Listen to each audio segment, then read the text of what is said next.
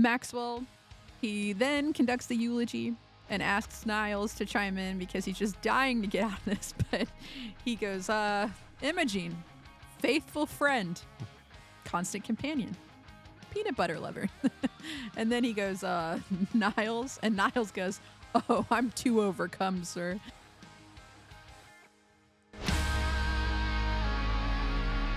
Welcome back, everybody, to another episode of The Nanny. Yes. Well, a fine podcast, but about the nanny. Yes. We are called A Fine Podcast, and this is our podcast about the TV show, The Nanny. And today, what episode are we discussing? Episode 7, where Gracie has an imaginary friend. Yes, this one's called Imaginary Friend. You guessed it. The title says it all. It does. It's pretty descriptive. So a brief description is Gracie is traumatized when Fran eats her imaginary friend. But how does she get eaten?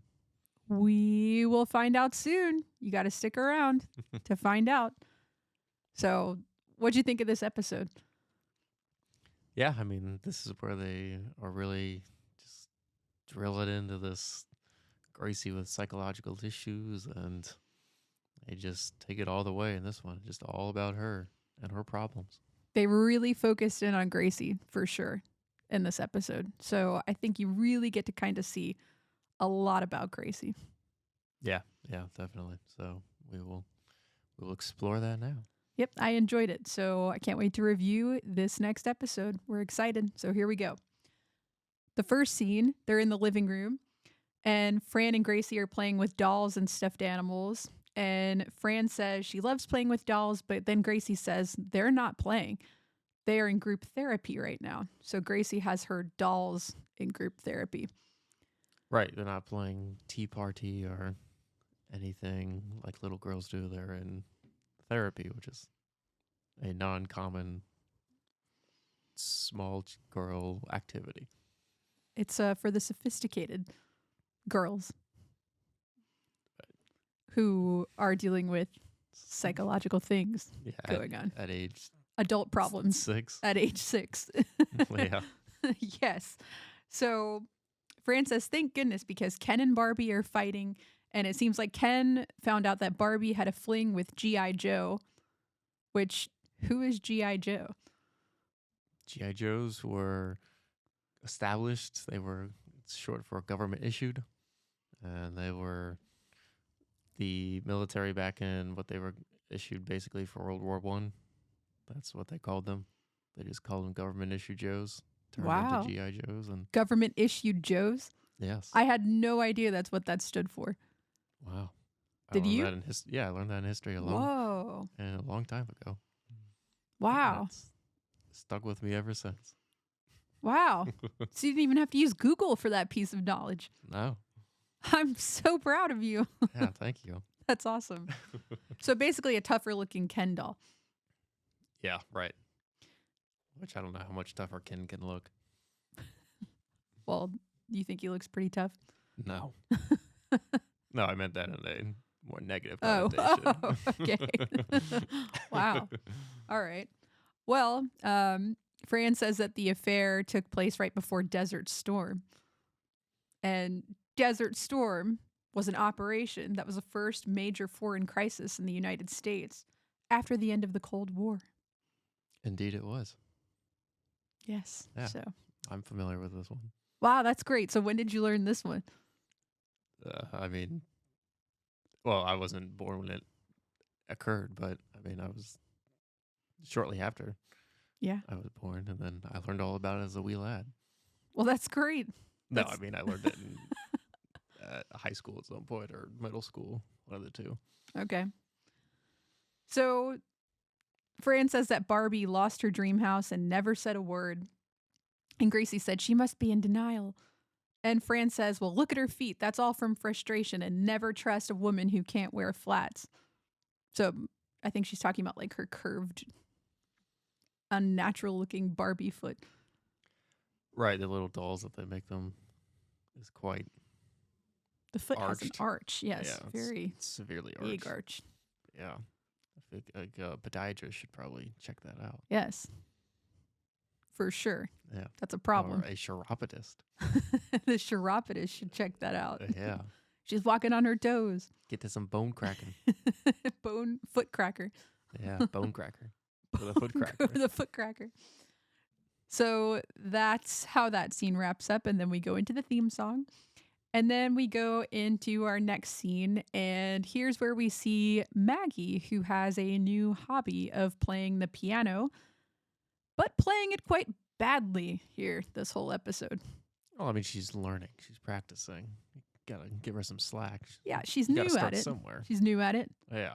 That's right. She's learning heart and soul for those. Oh, that's right. The song is Heart and Soul. Yes, the Yep. do do do, and then Wait, give us a little snippet of Heart and Soul. well, I can't get that much. Just do do do do do do do do. That sounds like Mario. Du-du-du-du-du-du. Wait, Yeah, no. do it again. Do it again. Do do do do do do do do do do do do do. You know, it's Dun the dun it's dun. the song that as a child, one person learns the one part, and then the other person does Right. the other part.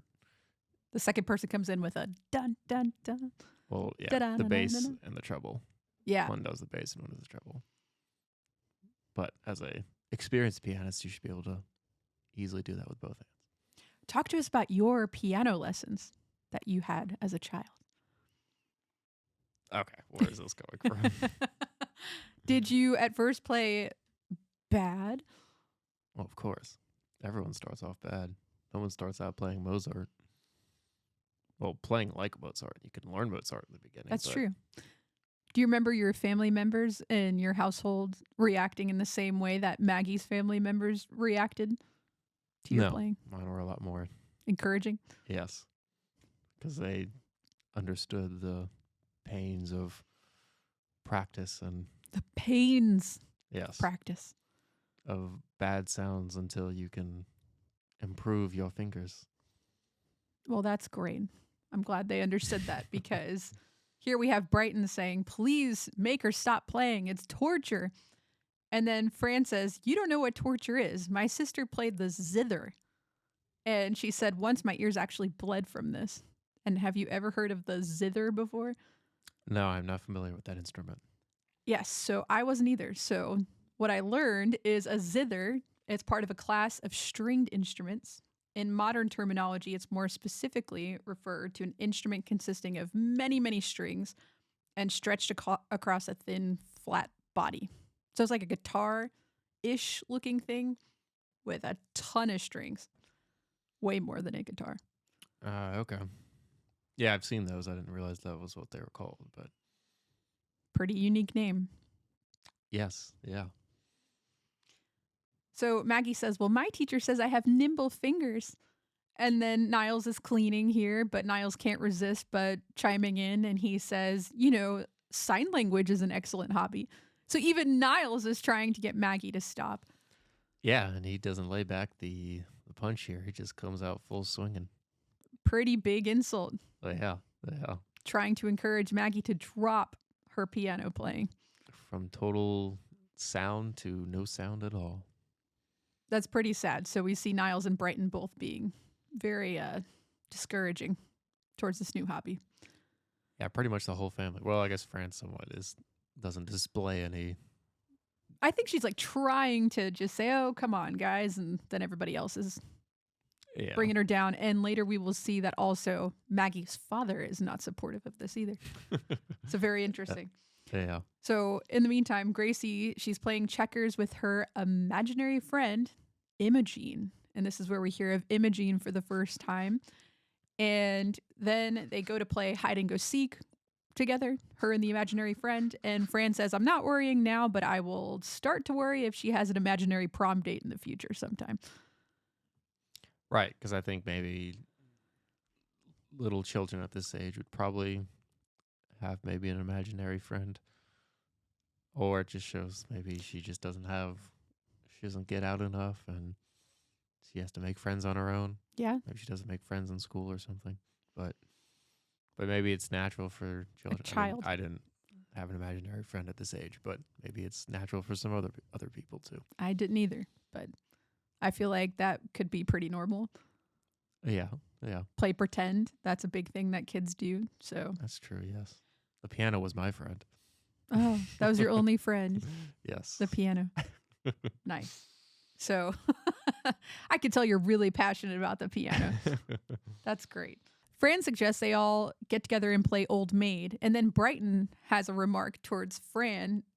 And he says, yes, exactly. Basically calling Fran an old maid. And Fran says, shut up, Brighton. So now Brighton's attacking Fran, just like he would his sisters. Yeah. I mean, well, he kind of just attacks really any of the females in this, so Yeah. it's just natural. Woman for him. hater. Oh, I mean, he's just a boy at that age. That's So he's not a woman hater. boys rule, girls drool at that age. That's so. right. Yep. Yep. So have you ever played Old Maid before? I have not. No. I feel like I've played a very long time ago, but Old Maid is a 19th century American card game. And you have to have 2 or more players to play it. And it derives from an ancient European gambling game in which the loser pays for drinks at the end. Wow. But people in school used to play it. A lot of adults play it. So basically, the player who's left with the Old Maid card at the end is the biggest loser, I think. So. And they are the drink buyer. Yep, because the maid doesn't have a pair, and you're trying to match up pairs in the game. Okay, that makes sense. So if you end up getting it, you lose, and you have to buy the round of drinks for everybody. What a shame. What a shame. So we end the scene here with Niles pretending that it was an accident for him to spill the furniture polish all over Maggie's piano because he really doesn't want her to keep playing. Yes. And then he says, oops, yeah, just way too much polish. Yeah, he accidentally spills a little polish A little polish. in the middle of her playing and brings it to a halt.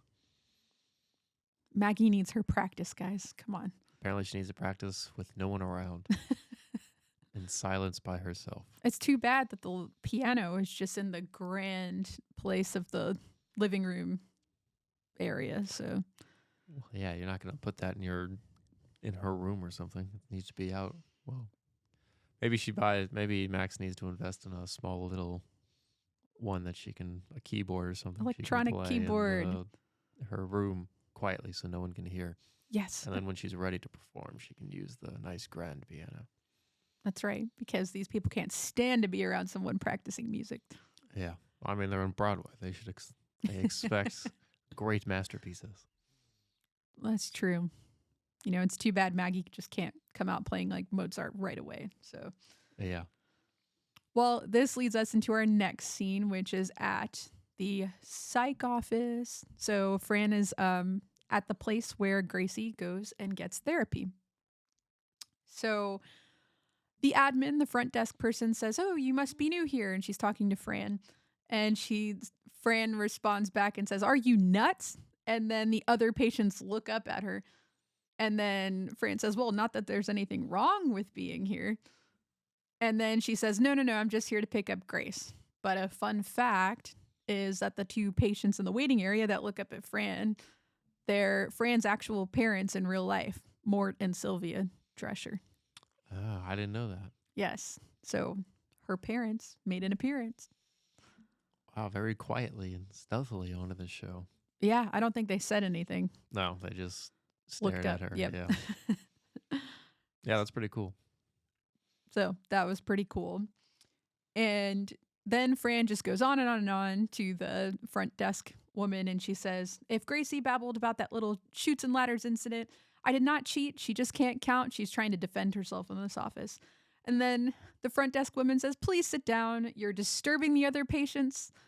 And then Fran says, like they're not disturbed already, which is kind of mean because you don't have to be disturbed to go to therapy. But I feel like there's more like judgment on therapy maybe in the 90s, whereas now people are more comfortable to talk about mental health and just being comfortable with their mental health, and going to therapy is viewed as a more positive thing than maybe it was back then.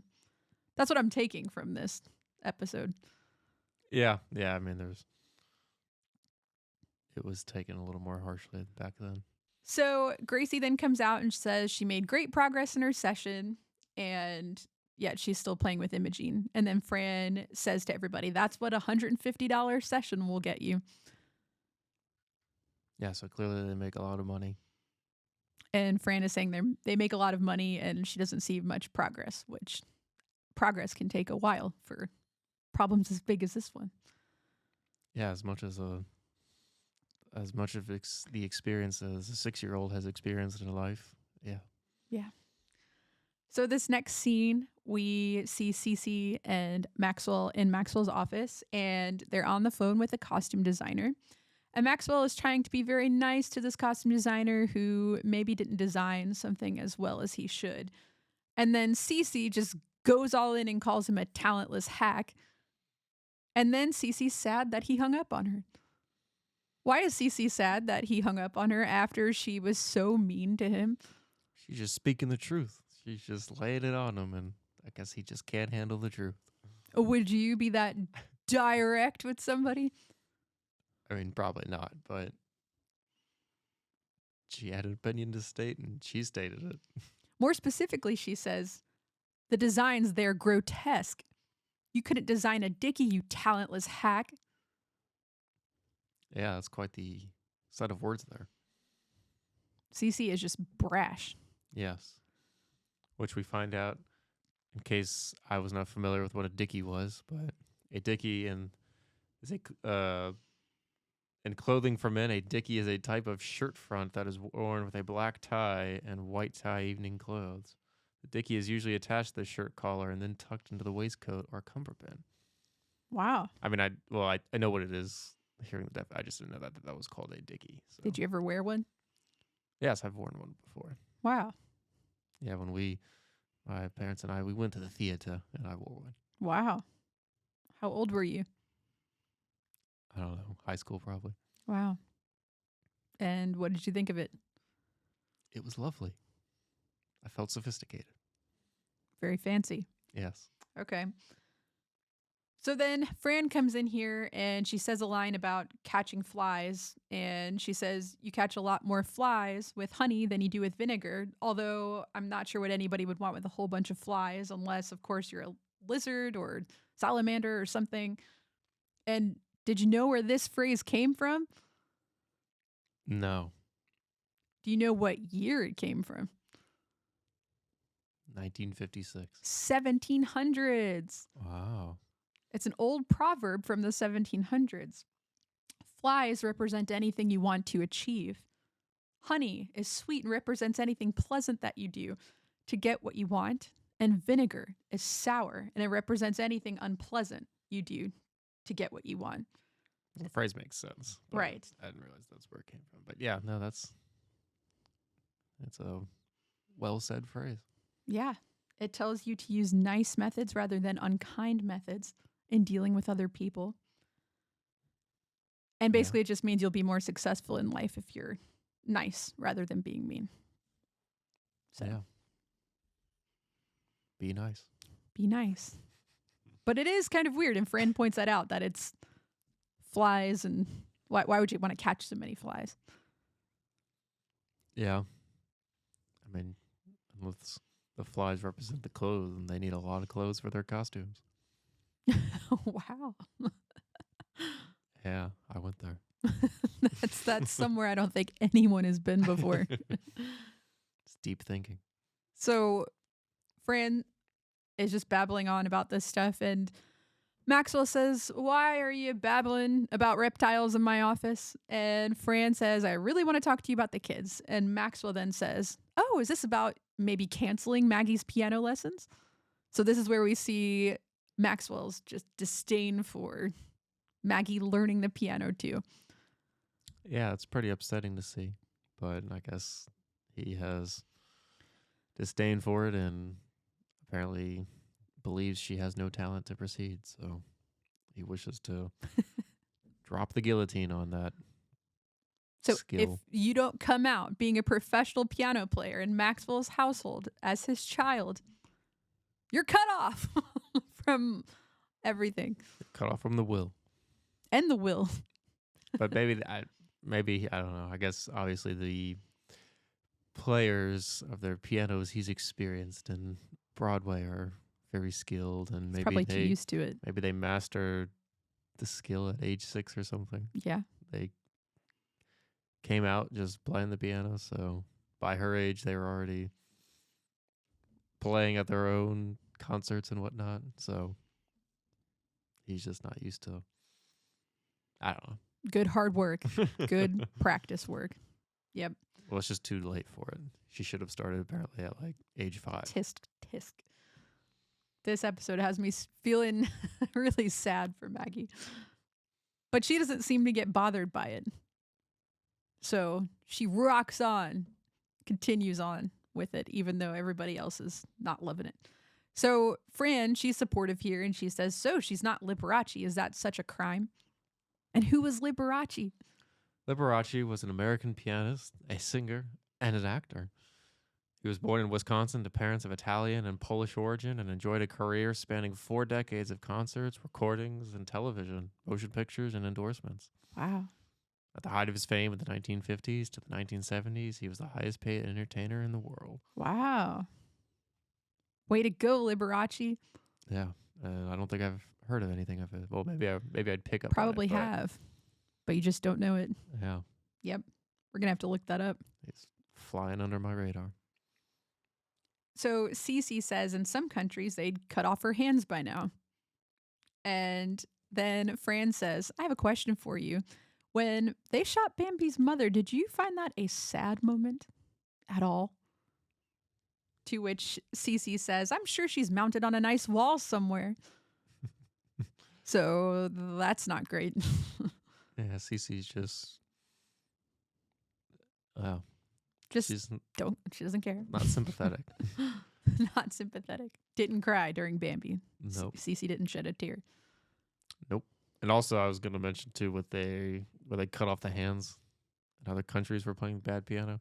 I looked that up. I did not find any countries that would cut off your hands for bad piano playing. Ooh, I did for stealing, but not for bad piano playing. Okay. So your hands are safe if you badly play. According to Google. Yep. Yeah, that's true. So Fran then tells Maxwell this imaginary friend issue is not getting any better. I just want to tell you that. And then Maxwell says, why don't we just increase her therapy? Like, bring up her sessions. And Fran says, I actually think the opposite should be done here. And then Fran says, well, who recommended this therapist anyway? And then Maxwell whips his head around to Cece. And it was her. Cece recommended the therapist. Because it's Cece's therapist herself, because she goes to her. Yes. Maybe she doesn't go. Well, maybe she does, right? I would assume she probably does. I mean, she mentioned she's been going to therapy for 20 years, right? So I guess I would assume that it would be her, but... Or maybe like in her circle of friends, they go to this therapist too. She's trying to get that referral bonus. Yeah, maybe that's it. So Cece says, come on, you can't even get in to see her unless one of her patients commits suicide, which, yikes. I mean, she has a lot of troubled patients. Wow. So Fran responds and says, that's just like my pedicurist, Selma. Boy, that woman knows her way around a hammer toe like nobody's business. Do you know what a hammer toe is? I do not. A hammer toe is a curled toe due to a bend in the middle joint. Hammer toe and mallet toe are foot problems that cause a bend in the toe or multiple toes. Yep. So wearing shoes that don't fit well can cause this. And other causes are foot injury and then unknown causes besides maybe illnesses like diabetes. So to cure it, should you just take a hammer to it and hit the toe?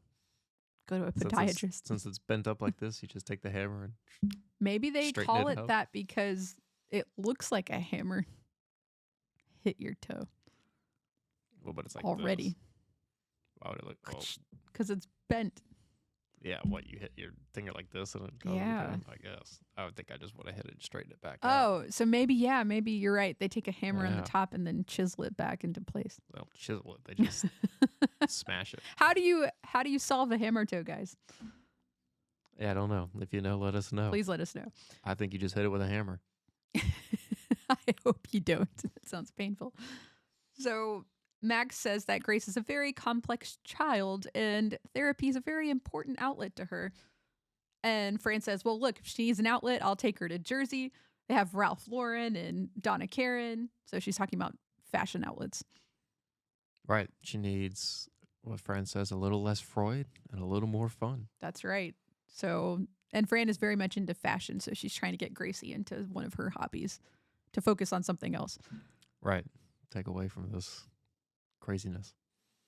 So this is when Cece lets everybody know that she's been going to therapy for 20 years and then she has an eye twitch. So that's indicating that therapy's not working very well for her. Yeah. She probably needs a little less Freud and a little more fun herself. Yeah, and here is where we see Fran. She's just itching to make a remark, and she says, I'm not even going to say anything because this is way too easy right now. Yeah, I was just setting her up for a home run if need be. Okay, so in this next scene, we are in the Sheffield kitchen, and Fran and Gracie are cooking cookies. Yes, Toll House cookies. And then they talk about the name Toll House, how it came to be. And Fran says, well, you eat now and you pay later. Toll House. Yeah, it's kind of a really funny description or an explanation of the name. I'm not sure that's what they probably had in mind when they came up with it, but maybe it is. maybe. So Fran and Gracie then tell Maxwell, who comes in, about their day shopping.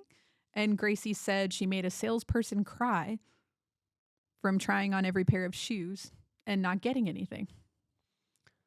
It's pretty weird to brag about. Yeah, I mean, obviously Fran probably loves this, being able to just try everything on, but I have to say this is a pretty rude thing by Fran. Trying on every pair of shoes. Yeah, that just sounds terrible. Just wasting everybody's time, and at the end, just saying, well, I'm not getting anything. Bye. Yeah, don't blame that person for crying. Makes me sad. Depending on what place it was, that could have been like 300 pairs of shoes. All that time, no commission. Yeah, with all the other customers probably buying shoes. All their colleagues making commission besides him or her. There's some pretty weird moments of this episode, but that is pretty weird to be bragging about that. Yeah. Yeah, there's some interesting bragging rights here. Yeah, so Maxwell says, well, maybe cutting therapy is a good thing. Like he's all proud of this. Yeah. And then there's a comment, who needs Freud when you've got Ferragamo? Yes, Ferragamo. Are you familiar with Ferragamo? No, I'm not familiar with Ferragamo. Ferragamo is a luxury fashion brand that is highly regarded within the fashion industry. When he was an Italian shoe designer, the guy was named Ferragamo, which then So you are familiar with Ferragamo? Thanks to Google. Wow. But yeah, he created the Ferragamo brand and was the original shoe designer for it, and he was very innovative with his shoes, and reputation took after that, and now there's a company. I'm impressed. With him? Yeah. Yeah. Pretty successful. Yeah. Maybe I should get in the shoe designing business. Yes. Joseph Ferragamo. Maranagamo. Love it. Gonna buy it. Totally. We'll purchase. So the three of them, lots of cookies, baking, and then eating of cookies. And Fran decides to eat a cookie.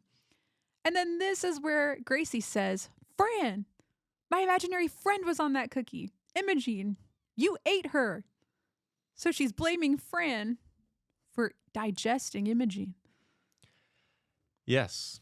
Which then Fran is shocked that she would be able to inhale the person with one bite.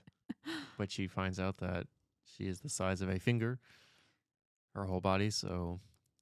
Very small imaginary friend. Yes, which is a very interesting imagination by the child. Why would you come up with such a small friend? Why would you come up with someone the same size? But because maybe it's fun to say that someone ate her. Yeah. It creates drama. Yeah. So Fran says, "Oh, wow, I ate her." And then she pretends to spit her out. And she says, "Okay, well, yeah, I spit her out. She should be fine." And then they're all worried about it. And then Maxwell is taking this very seriously. He clears the kitchen counter in order to conduct CPR on Imogene. So he starts blowing air into her mouth. And then Fran gets involved and she takes 2 pot holders and shocks her. And then Maxwell checks her pulse and says, "Well, I think she's coming around." So they're now EMTs. Well, when you're using your imagination, anything is possible. That's true. Yeah. So Gracie says, "Well, thanks anyway, guys, but it's too late. She's gone." And then she runs upstairs. So this is where Imogene passed away. R.I.P. Yes, thanks to the lovely gastric acid. That dissolved her Yes. existence. So Fran's very defensive over this, and she says, "It's an accident. I didn't eat anybody." And then Maxwell and Fran go upstairs to check on Gracie in this next scene. And I think this is our first scene upstairs. Am I right? Oh, I didn't even think about that, but yeah, I think I don't remember we haven't seeing had it. anything else before. Yeah, I think this is the first one. So they have a pretty big upstairs, from what I see. Well, yeah, it's a A 38,000 square foot. Yep. House. So Gracie's in her room. She's sad about her imaginary friend. And Maxwell asks her, he says, "Can you just imagine that she's alive again?" And Gracie says, "Well, if it were only that easy." Like, in other words, that's silly. Why are you asking me to do that? Yeah, I mean, as a psychologically challenged 6-year-old, of course that's too hard to redo. Can't do it. Yeah. It's not that simple. So then Fran and Maxwell, they're just at a loss for how to support her. And then they go and they leave her alone. They close the door. And then Maxwell says he couldn't reach her therapist because when he called Gracie's therapist, her therapist was in therapy. Yeah, this was really this was really funny. Everybody's in therapy now. Everyone's got problems on this show, apparently. That's all right. They're working on them. So the therapist is in therapy. Maxwell can't get in touch with her. Max just feels really bad for Gracie and says there must be something that they can do for her. What can we do? And Fran then reminisces about her goldfish, Goldie Goldie the goldfish. Which dying. Max, ironically, well, not ironically, but he points out, "You're so descriptive. You should be a writer yourself." Yes, like in other words, great job, Goldie the goldfish. Yeah. Awesome. And then first Maxwell says, "Is this your grandmother?" He thinks Goldie is Fran's grandmother. And then it's her goldfish. So Fran describes how Goldie died. Goldie got ick, which is the terrible disease that fish get that causes them to turn all white and pass away. Oh, no. Yes, very, very painful, very sad. And then Fran says, "Well, we gave Goldie the 21 flush salute." And Maxwell says, "What a lovely tribute." So, I have not witnessed a 21 flush salute before. but apparently it wasn't a lovely tribute. It was because she wouldn't go down. So it took 21 times. I mean, this is a pretty big goldfish. The though. goldfish would have to be huge. Actually, aren't there like, I mean, yeah, you see the ones in the carnival that are like tiny, but I mean, regular goldfish are actually pretty large. Enough to clog a toilet Oh, yeah. to take 21 flushes. Yeah. How large? Show us. I don't know. I mean, they're. You're talking about like a pond fish? I have to. Yeah, but there's goldfish that are that. I mean, goldfish, I think, are like, they vary in size. Wow. Or maybe those are just babies and they grow to that size. They could. Fish continue to grow just based off of the Yeah. size of the tank you have. Right. So if you have a really small tank, they'll stay smaller. But if you have a bigger tank, they'll grow bigger because they have more room to do that. Yeah. So maybe Fran had a tank that was like a 500-gallon tank or something. Yeah. Yeah. And then it was like flushing a shoe down the toilet or something. I guess so, if it took more than 21 times. So then Maxwell hands Fran a tissue. She's very upset, recalling the story. And then he says, "Are we floating near making a point anytime soon to this story?" And Fran says that when death comes tapping at your tank, It's good to get closure and have a funeral. And Max says, so you want to do a funeral for an imaginary person here. And Gracie is the one in therapy. So that's interesting. But do you think this is a finesse moment, finally, that Fran has an idea of how to give closure to Gracie and solve the problem? Well, sure, because, yeah, I mean, I would agree, because sometimes you fight stupidity with stupidity, and having a funeral for an imaginary friend may resolve her problems, so. I think that's using some good finesse. Yeah, we can definitely give that.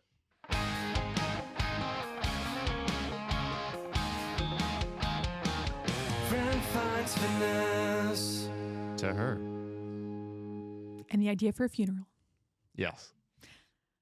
So then we cut to the next scene, and we're at the funeral. We're in the living room. There's candles lit up everywhere. Everybody's really dressed up for this funeral. We have Everyone's suits, in black. all black.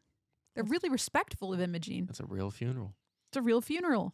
So, Also, Maggie is playing the piano, and she's playing Heart and Soul in a minor key this time. oh, right. Yeah, I thought that was pretty funny. That's funny. Yeah. Did she get any better in this scene? I don't remember if she made a mistake or not, but I mean, she was very choppy and not fluid at all with it. But yeah, it was funny that she was at least attempting to Be sad. fit the Yep. mood and yeah, playing a minor key. It's genius. So Yes. that's pretty great. So we see Fran, she's coaching Maxwell in how to give the eulogy here. And he says, why am I giving the eulogy at this funeral? And Fran says, well, I ate her. So that would probably be poor taste if I did the eulogy here. Pretty smart. Yes. That wouldn't be respectful at all. No. Also, Fran attending this funeral after she murdered Imogene by accident. I don't know. I don't know. Accidental, so you could still show up to show your condolences. That's true. It was an accident. She didn't see her. If she didn't show up, then it may have looked on Suspicious. purpose. Yeah. So, Yeah, maybe she planned it. and she did come up with the idea after all. So, Premeditated murder.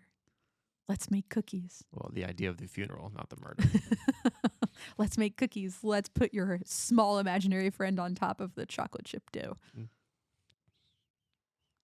No, she Yeah. didn't do that. So Brighton says, you make a good point, Nanny Lecter. And here, Brighton is referring to Dr. Hannibal Lecter. And he's a character created by American novelist Thomas Harris. Lecter is a serial killer who eats his victims. Oh. So, good Fit- comparison. Yeah, pretty fitting. Except he probably meant to eat his victims. Yeah, that's true. Sounds like he had more of an intent to do it, not so More of an intent, yes. accidental. Fran says, why don't you behave or else I'll take a bite out of you. So she's quick with the comebacks to Brighton, not letting him boss her around. She's snippy. Yes. So Gracie then makes a remark. She says, I always thought I would be the one to go first. So she's still in her sad mood here. Yes. How sad is that? And then we learn it's an open casket funeral. And Niles comes walking down the stairs with the casket. And he's holding a box with Fran's brand new boots inside and Imogene inside. Well, a single boot for the shoe. Oh, that's right. A single boot in a box. Because she only needs to be buried in one shoe. So Gracie said Imogene just wanted to be buried in Fran's boot. And then Fran says, wouldn't Imogene rest more comfortably without my expensive boots in there? And Niles says, Lord Taylor giveth, or Lord and Taylor giveth, Lord and Taylor giveth away. Taketh away. So who's Lord and Taylor? Lord and Taylor is the oldest surviving department chain store in Whoa. the United States. Wow. The company operated a full-line department stores from 1826 until it filed for bankruptcy in 2020. 2020. That's pretty recent. And then closed all brick and mortars in 2021. Wow. Okay. So they're officially RIP. R.I.P. But they weren't at the time of this. So Still alive and kicking. 1826. Wow. yeah, it's a very long time. It is a very Almost long 200 time. years. I've never heard of Lord and Taylor. Have you? No, I have not. 195 years. That's a long time. So Maxwell says, well, to Gracie, part of her will always be with you. And Maggie said, well, the rest of her is in Fran's stomach. And Brighton said, unless she already passed on, like has been digested and Yeah. has exited Fran. Right. Which is, I thought that part was pretty funny. Yeah. But yeah. Brighton has some witty like comebacks too, so I enjoy hearing those. Yeah. Yeah, he's got some. He's smart. So Maxwell, he then conducts the eulogy and asks Niles to chime in because he's just dying to get out of this. But he goes, Imogene, faithful friend, constant companion, peanut butter lover. And then he goes, Niles. And Niles goes, oh, I'm too overcome, sir. So he's acting like he's just like distraught with stress. There's no way he can pick up this task of doing the eulogy. Yeah. Yeah. Because he has no opinion or does not care to partake in this Does not shenanigan. care at all, besides holding the casket. Yeah. So Maxwell says, well, perhaps we can take some solace from the immortal words. Therefore ask not for whom the bell tolls, by Ernest Hemingway. Mm. So this, for whom the bell tolls, have you heard this before? Or from whom the bells toll. It was used to announce funerals in villages. Thus, the sentence would mean, don't ask about the bells. They are ringing for you. And it's an omen for your death and how it may be imminent. Oh. Wow. Interesting. So then, at this time, the phone rings and gets Maxwell out of the eulogy. And Maxwell says, thank God it tolls for me. And he exits. So he was His just dying to excuse get out out. of it. Dying to get out of it. But now the gang's back in Maxwell's office. The therapist called back. She's out of therapy. And Maxwell tells her that Imogene has passed away. This makes the therapist want to see them immediately. So then we cut to the next scene. We're back at the therapist office.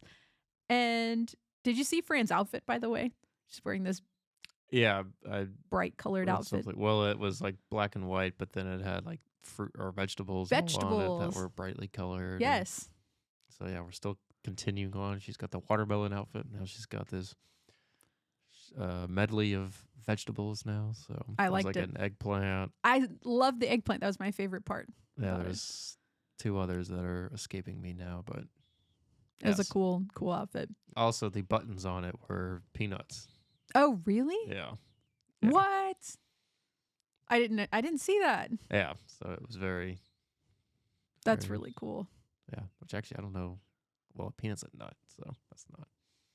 Yeah, nuts and veggies. Yeah. Well, interesting. So Fran and Max, they walk in, they're all arguing. Fran made them late, so this is making them argue. And then they run into another couple in the office, and this couple has a guy with like crazy disheveled hair. And they said, well, that's how we used to talk to each other. Remember, sweetheart? Yes, dear. And then the woman says, but then Dr. Bort gave us the tools to rebuild our marriage. And now it's perfect. And Maxwell says, well, we're not married. And then the guy says, get out now. So like the wife is under the impression that they've like rebuilt their marriage and everything's going great. And the guy just seems like he's just forced to be in this situation by his wife. What'd you think of this couple? I thought it was great. It was a great way to bake this into the episode. Yeah, no, I love that. That was really funny. So he's trying to warn Max like, oh, you're not even married yet? Okay, just stop now. Stop communicating with her now. Yeah, it's not worth it. Don't get roped in like me. Yeah, don't get married. He looks like he's suffering big time.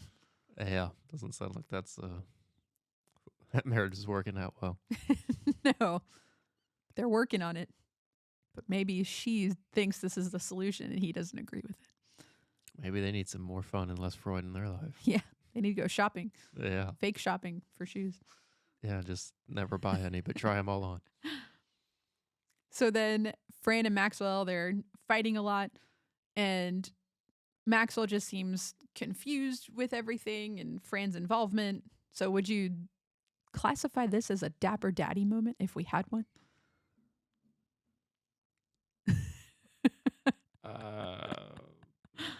I mean, He's got some debacles. They're not dating debacles, but yeah, but that's the whole that's the whole point. it's sort of like it because they're referred to as a married couple and they're not married yet. But they're arguing like a married couple would. Yeah, I guess that's. What were they really arguing? I don't know. There was a little. I Yeah. guess what he said. You're always late. You can't be anywhere on time. Yeah. And that was the argument. It was a pretty short argument.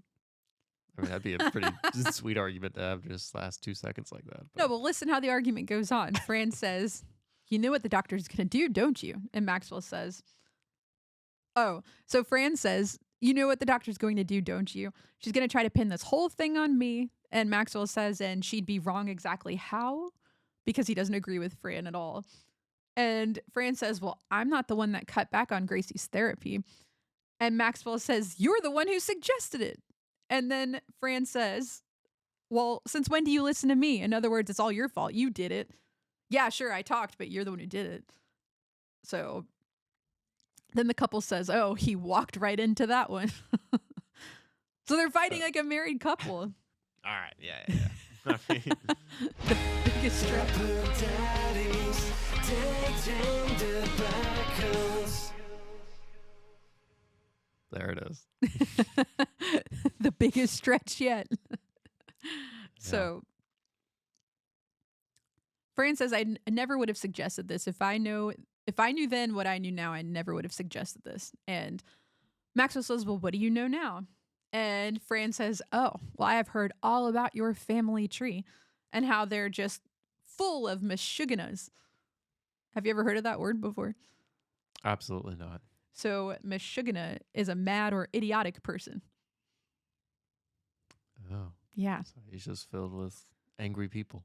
Well, Maxwell asks Fran for a translation, and she goes, nuts, kooks, wackos. So that's her description of what that means. They're a little bit different, but yeah. Yeah.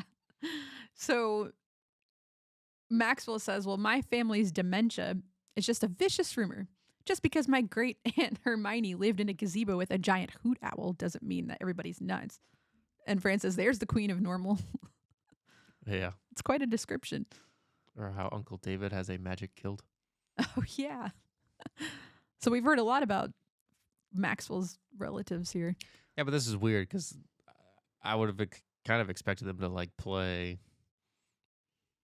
Well, I guess these are the uncles and the aunts, so maybe just the brother and sisters are the crazy ones, and his line is sophisticated. But I mean, his father, we learned from last episode that he had a butler, so, and there's a relationship there, so clearly his father and maybe his father's father had wealth, or he created that wealth, but they seem to be normal and not crazy, but the just aunts too and busy. uncles are the wackos, so Yeah.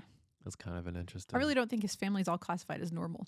I think they're classified as like distant, successful, cold-hearted people. I don't know if you're living in a house with a hoot owl by yourself. That sounds pretty unwealthy, like. But so I don't know. That's just an interesting. Yeah, so it's interesting Take on things. Yeah. So the therapist is done talking with Gracie by herself now, and she wants to see Fran and Maxwell with her. And then before they go in, we see that couple that's in the waiting room fighting. And then the woman asks the man, she says, "Is that what you want? You want out?" And the man says, "Yes, I want out." So now he's being direct. And then the woman says, "Forget it. You're in forever." So it's pretty crazy. Sounds like some pretty bad words to hear for him. Like, I don't care what you want. I said you're in forever. Yeah, that's pretty scary. And then he just like, accepts it. I feel bad for this guy. He can't escape. since all the other apparently all her other clients commit suicide, maybe this is partly why they commit suicide. Maybe his way to get out is to commit suicide. Because maybe the therapist is encouraging one party To just stick through it and to stick through it, yeah, this is why they commit suicide. even to though get there's a out lot their of problems. pain. Yes. Yeah. Woo. Yeah. You might be onto something. So when they walk into her office, the therapist offers Fran a cookie. And that's not really fitting for this because Fran just killed someone on a cookie. So Right. Yes. what'd you think about this? Why would the therapist do that if she knows from Gracie about the cookie and Imogene? I mean, 'cause maybe it's to face your fears and be able to move on from that trauma. That could be it. You should be a therapist. Yeah. So the therapist says she thinks she's done a really good job with Grace. And she says Grace is starting to open up and her wardrobe has improved too. So they mentioned this Fran's really good job with fashion here. Her shopping sprees. Yep, her shopping sprees. And she says that Gracie started seeing the therapist when her mother passed away, which is right around the time where Imogene appeared. So there's a correlation here between mom passing away, Gracie getting sad, developing this imaginary friend. So that's what she tells Fran and Maxwell in private. And then Grace comes back into the office and the therapist asks Grace, was this whole killing Imogene and eating her really Fran's fault? And then the therapist says, well, maybe you just didn't want to play with her anymore. She makes this suggestion to Grace. And then the therapist asks, what's the real reason for her not needing Imogene anymore? And Gracie says, well, I think it's now because I have Fran, actually. And then Fran is very touched by this. And she says she's speechless. And Maxwell says, wow, this is just a miracle. And not because Gracie finally understands this whole meaning, because Fran is just speechless, which never happens. Yeah, which is definitely a miracle at this point because we haven't seen her be quiet before. So Yep.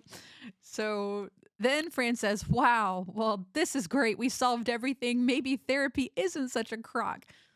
And then the therapist says, well, why thank you like for insulting my profession and then not insulting it. yes, yeah. Which I have to say, I think this therapist, her outfit, I don't know, like still really looked like stuck in the 80s. I don't know. I think that's why the therapist was impressed with what Fran did for Gracie's outfit choices, because she was hinting like, maybe you can help me with my outfits. Oh, yeah, that's a very good point because, yeah, she was looking dated. I think they did that on purpose. Yeah. She needs an upgrade to her wardrobe. We have Yeah. just the person that can help with that. She needs less Freud and more fun. Yes, that's right. There's a common theme with this going around here. Yes. She needs less therapy, more outfit choices.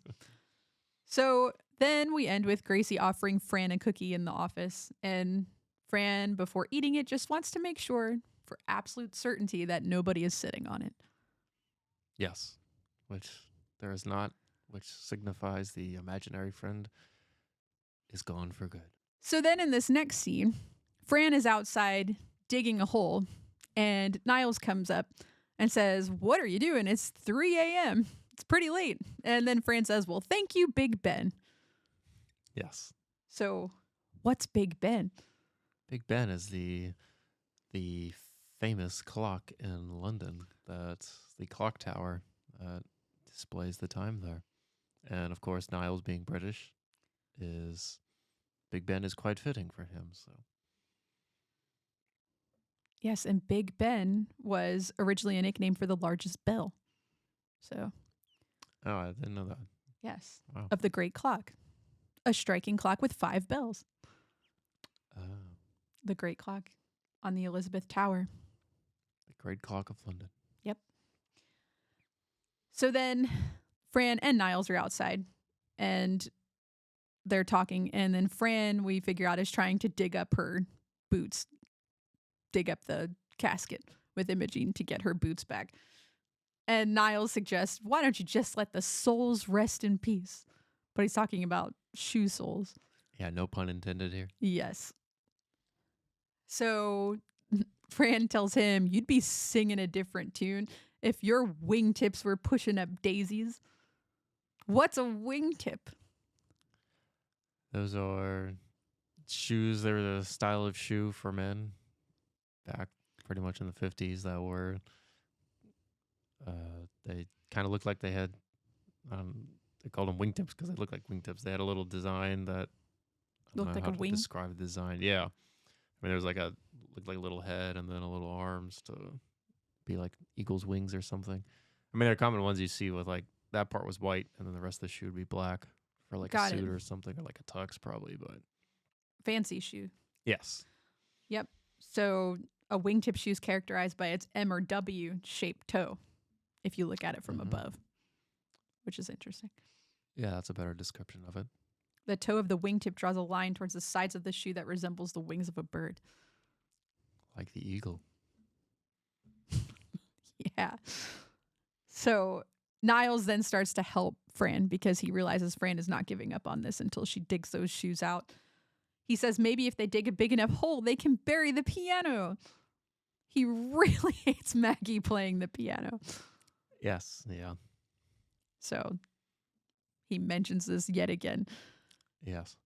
Oh, and there was also one more comment we missed I meant to gloss over, but earlier, after the Big Ben comment, Niles asked her if she lost anything. And she said, no, I'm just digging my way to China. Oh, wow. So she's sarcastic. Yes. Well, yeah. Yeah, I just thought it was a clever comment.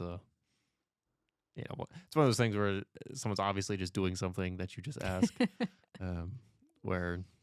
It's like an And then- obvious question to ask somebody. Right. Yeah. And then you give a very clever answer. So, but anyway, I just thought that was a good response for it. So, Witty response. yes. So that scene ends, and then we go into the credits, which shows Maggie playing the piano again. Yes, but quite well now Now she's good at playing the piano until the end. until the end, to where she goes back to playing badly. But it's probably for like a good minute, it seems like, that it's great playing. So Yeah, she is improving. But Weird. there's always room for more. that's true. And I think she gets inspired to play better by looking at her father's portrait on top of the piano. Yeah, but he's not a pianist. But she's doing it for him so he can be proud of her. Yes, because he threatened to quit her lessons. Yeah, So that's true. she knows she's got to She take it does up it a notch. Out of fear, actually, maybe. Fear's a great inspirator. Again, we see his headshot on top of the piano. So it's interesting. But with that being said, that's the end of our episode. Yes, it is time for the recap. That's right. Let's put this all together. These moments are forever. Maggie, she plays the piano badly. Everyone's sick of it, especially Niles. Oops, my polish spilled. Imogene is Gracie's imaginary friend. Crazy child. Gracie goes to therapy. Again and again. Cece insults a costume designer. Showing her raw opinion Cece was the one who recommended therapy. because of her own therapy. Fran wants her in less therapy and in more of fashion. A little less Freud, a little more fun. Fran and Gracie, they make cookies. Toll House cookies. Pay Thanks, now and pay Toll. later. Or you go now, pay later. Fran eats Imogene. The little girl. Imaginary girl. Maxwell whips out his CPR skills. Yes, with breathing and pot lids for resuscitation. Imogene passes away. Tombstone. They have a funeral. All black. Then Max, Fran, and Gracie go in for therapy. Again and again. Get out. Get out. Get out now. Turn back. Fran and Max argue. Like a married couple, apparently, even though non-married couples could have arguments like that. Dapper but daddy, dapper daddy. Moving on. Therapist uncovers the real reason Imogene is no longer needed. Yes, that truth. Fran thinks therapy isn't a crock anymore. Wow. That's it. Fran and Niles dig holes at night. Trying to see China. Fran needs her shoes back, and Niles is trying to fit a piano. Maggie learns then the piano in the credits. The end.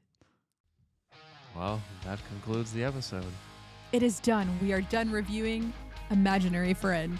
Yes. Enjoy your imaginary friend out there. Hold them tight. Keep them safe Yes. Enjoy them while they last before someone eats them. and learn CPR. And have some pot lids on the side. That's right. We enjoyed our time with you today. Please leave us a comment, follow us in different places, and we are excited for next time. Yeah. We'll see you next week. See you next week. Bye.